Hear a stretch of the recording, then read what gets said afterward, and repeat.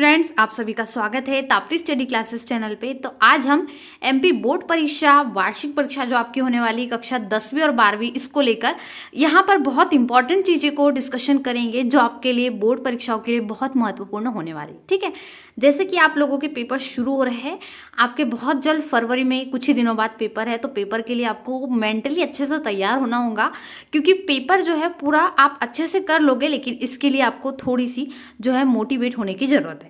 और वो सारी चीज़ें जो आप क्लियर करना चाहते हैं, जिसको आपको लेकर आपको कन्फ्यूज़न भी हुआ है दिमाग में कि हम पेपर के टाइम क्या करेंगे, किस प्रकार से हमारा पेपर आएगा, क्या पेपर कठिन होगा या सरल आएगा, पेपर कहाँ से निकलेगा, और साथ ही पेपर को हल किस प्रकार से करें कि हमारा पूरा टाइमिंग में भी हो जाए और हम सही उत्तर भी अच्छे से लिख सकें। ठीक है, तो वो सारे क्वेश्चन जो आपके बनते हैं वो सारे हम यहाँ पर देखेंगे पूरे 1 बाय 1 करके। तो वीडियो को अच्छे से देख लीजिएगा, इससे आपकी एग्जाम की बहुत अच्छी तैयारी हो जाएगी, आपको बिल्कुल टेंशन लेने की जरूरत नहीं है। ठीक है, तो चलिए शुरू करते हैं। शुरू करने से पहले यदि आपने अभी तक चैनल सब्सक्राइब नहीं करा हो तो जल्दी से कर लीजिए, ताकि कक्षा 10वीं और 12वीं से संबंधित जितने भी अच्छे से वीडियो इंपॉर्टेंट क्वेश्चन आंसर के सब आपको मिल सके। इसके अलावा वीडियो को ज़्यादा से ज़्यादा शेयर कर दे, जिससे सभी स्टूडेंट्स के हेल्प हो जो एमपी बोर्ड के। ठीक है, और साथ ही साथ वीडियो को लाइक भी करें। तो पहला क्वेश्चन यहाँ पर स्टूडेंट्स बहुत ज़्यादा चिंतित है, क्योंकि आपकी परीक्षाएं बहुत जल्दी भी हो रही है, जैसा कि हमेशा मार्च में हुआ करती थी, परंतु इस बार कब हो रही है, फरवरी में हो रही है। और गैप भी कम है, हालांकि है परंतु उतना नहीं है जितना होना चाहिए था। और आपकी पढ़ाई भी ऑफलाइन नहीं हो पाई है, जैसे ऑनलाइन आपने करे हैं, और बहुत से बच्चे ऑनलाइन में भी कवर नहीं कर पाए हैं। ऑफलाइन बहुत ही कम समय लगी है क्लासेस। ठीक है, तो बहुत से स्टूडेंट्स जो अपना कोर्स भी सिलेबस भी पूरा नहीं कर पाए। तो सबसे पहला प्रश्न हम क्या पढ़े जिससे हमारे पेपर बहुत अच्छे परसेंटेज से आए, नंबर अच्छा है।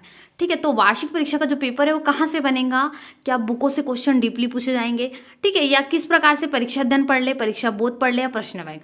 तो सबसे मेन मैं यहाँ पर आपको 100% बोल सकती हूँ जहाँ से पेपर बनेगा वो है प्रश्न बैंक, यानी क्वेश्चन बैंक। जिस स्टूडेंट्स ने क्वेश्चन बैंक को तैयारी प्रॉपर कर ली है उसका 90% प्लस बनना ही बनना है। ठीक है, तो प्रश्न बैंक को सबसे पहले तैयार कर लीजिए। तो पहला क्वेश्चन यही सबसे ज़्यादा स्टूडेंट्स के दिमाग में आता है कि हमारा वार्षिक परीक्षा का पेपर बुक से पढ़ ले, हम किससे पढ़ ले, कहाँ से बनेगा, ये वाला क्वेश्चन का हल होगा आपका प्रश्न बैंक से ही पूरा पेपर बनेगा।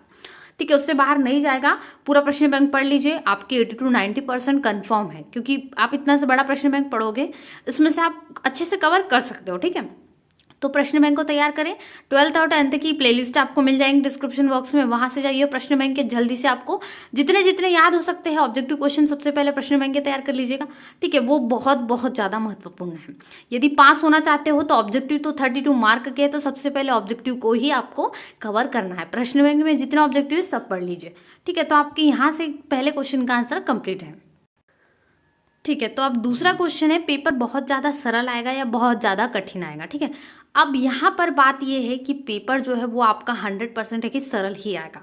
कठिन एक आधी प्रश्न हो सकता है, लेकिन यदि पूरे प्रश्न सरल है और एक आधी कठिन है तो यहाँ पर हम पेपर को सरल ही कहेंगे। ठीक है, तो सरल क्यों आएगा, क्योंकि समय कम मिला है, कोर्स भी लगभग यहाँ पर बहुत से स्कूलों में पूरा नहीं हो पाया, कहीं कहीं 70 से 80% कोर्स ही हो पाया। ठीक है, और पेपर जल्दी भी हो रहे हैं, ऑफलाइन भी क्लासेस नहीं लगी थी, कोरोना वायरस के कारण ऑफलाइन बहुत कम समय लगी है क्लासेस।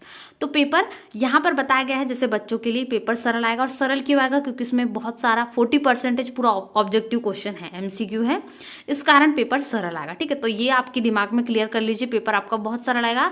सरल कब होगा, जब आप प्रश्न बैंक को तैयार कर लोगे, इससे आपको पेपर में कोई दिक्कत नहीं आएगी करने में। ठीक है, अब तीसरा और सबसे इंपॉर्टेंट चीज है, पेपर को हल कहाँ से करें। कई बच्चे क्या करते हैं, सोचते हैं कि हम लॉन्ग आंसर सबसे पहले कर लेते हैं, ऑब्जेक्टिव क्वेश्चन बाद में करेंगे, लेकिन इस बार सबसे पहले एक चीज नोट करें। सबसे पहले आप कॉपी में जाए, स्कूल में जाए, कॉपी नोट करें, तो सबसे पहले ऑब्जेक्टिव क्वेश्चन को हल करना शुरू करें। ठीक है, ऐसा नहीं कि बड़े क्वेश्चन सॉल्व करें।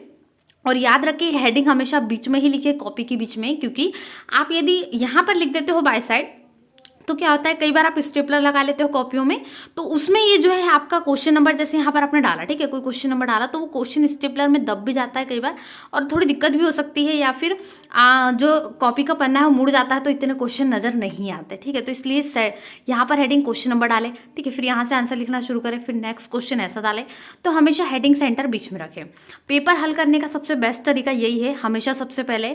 और इस बार तो आपको ऑब्जेक्टिव इसलिए भी हल करना है क्योंकि ये ज़्यादा मार्किंग के, ठीक है, 32 मार्किंग की यदि आपके ऑब्जेक्टिव से है तो आपका परसेंटेज सीधा सीधा उठ जाएगा, और आपके पास तो होने के वैसे ही चांसेस है। 32 मार्क का एक आप ऑब्जेक्टिव पूरे सही कर लीजिए और एक कोई क्वेश्चन कर लीजिए, यहीं से पास हो गए, लेकिन पास नहीं होना, आपको ज़्यादा अच्छे नंबर लाना है। ठीक है, इसलिए आपको सबसे पहले ऑब्जेक्टिव हल करना है, क्योंकि बाद में छोड़ना भी नहीं है।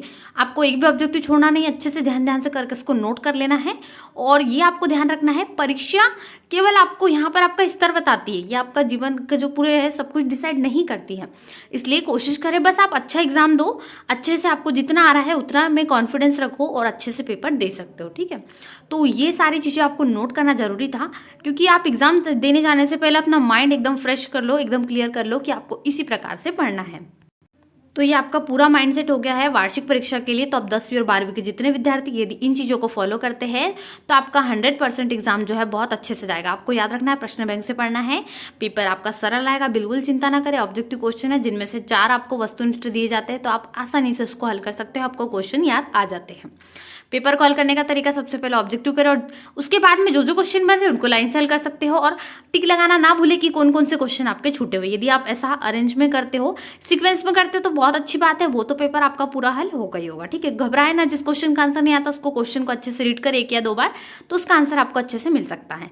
कॉपी आपको दी जाए तो कॉपी को नोट कर ले, सबसे पहले देख ले कहीं से कॉपी कटी फटी तो नहीं है, या फिर उसमें प्रॉपर स्टेपलर लगा हुआ है या पेज अलग अलग है। और एंट्री हमेशा अच्छे से करें। ठीक है, अपना रोल नंबर अच्छे से भरना है आपको, और जितनी भी एंट्री है वो सारी चीज़ें अच्छे से कर ले, क्योंकि ये बहुत महत्वपूर्ण होती है। तो आज के इस वीडियो में हमने एमपी बोर्ड परीक्षा से संबंधित कुछ महत्वपूर्ण चीज़ें देखी जो 10वीं और 12वीं दोनों क्लासेस के लिए बहुत महत्वपूर्ण होने वाली है। तो चलिए मिलते हैं ऐसे नए वीडियो में, तब तक वीडियो को लाइक करें, चैनल पे जितने भी स्टूडेंट्स नए जुड़े हो चैनल को सब्सक्राइब करना ना भूलें, दोस्तों के साथ शेयर जरूर कर दे वीडियो, जिससे उन्हें भी बहुत सारी हेल्प मिले बोर्ड एग्जाम्स के लिए। ठीक है, चलिए मिलते हैं नए वीडियो में। Thanks for watching.